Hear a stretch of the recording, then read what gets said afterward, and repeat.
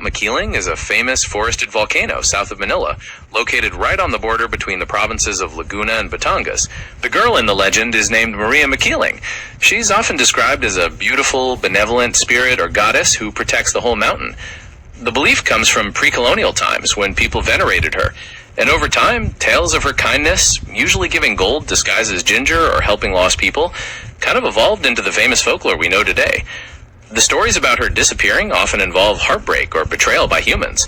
Some people say the mountain's silhouette looks like a woman lying down, sometimes thought to be Maria herself watching over things.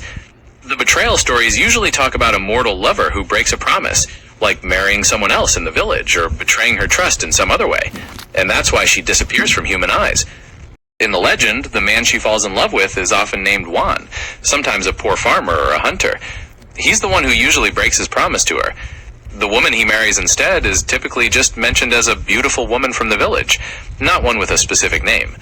So she has a boyfriend, but not a girlfriend himself. The legend doesn't describe her as a giant.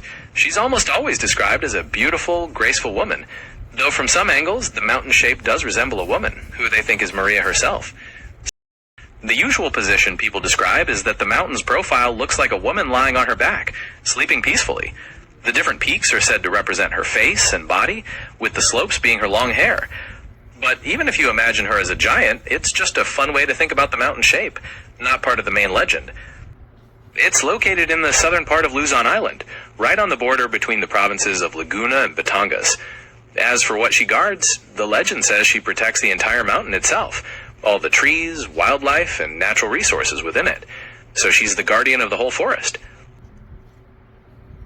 In many versions of the legend, their meeting isn't really described in detail. It's just understood that Juan, often a poor farmer or hunter, spent time on the mountain, and that's how he encountered Maria, the guardian spirit. They would interact sometimes, and over time they fell in love. Juan is seen as a typical Filipino farmer or villager, and Maria Makiling is a powerful spirit or goddess associated with the mountain, who sometimes appears in user form to mortals. All the trees, wildlife, and natural resources within it. So she's the guardian of the whole forest. Maria Makiling doesn't die in the legend. Because she's a spirit, she's often described as ageless or immortal. After the betrayal or heartbreak, she simply disappears from human sight and is believed to become one with the mountain, watching over it forever. The stories about her becoming part of the mountain are often tied to that belief that its shape looks like her body. People go there for hiking, bird watching, visiting the botanic gardens, and seeing the mud spring. There are established trails and areas for visitors. The entrance on the Santo Tomas, Batangas side is usually in Sitio Jordan, Barangay San Miguel.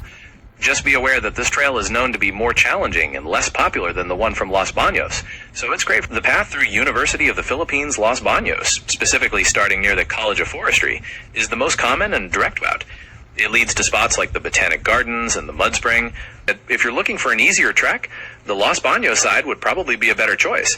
The Santo Tomas Trail is considered much harder, so it's good for experienced climbers looking for a real challenge. If you're looking for an easier trek, the Los Baños side would probably be a better choice. The Santo Tomas Trail is considered much harder, so it's good for experienced climbers looking for a real challenge. Mount Makiling is also an ASEAN Heritage Park, recognized for its unique biodiversity, so it's not just important in legends, but also for conservation. It means protecting and managing the natural resources on the mountain, like making sure the forest stays healthy, looking after the wildlife, and protecting the water sources. Because it's an ASEAN Heritage Park, there's a real effort to preserve its unique natural beauty.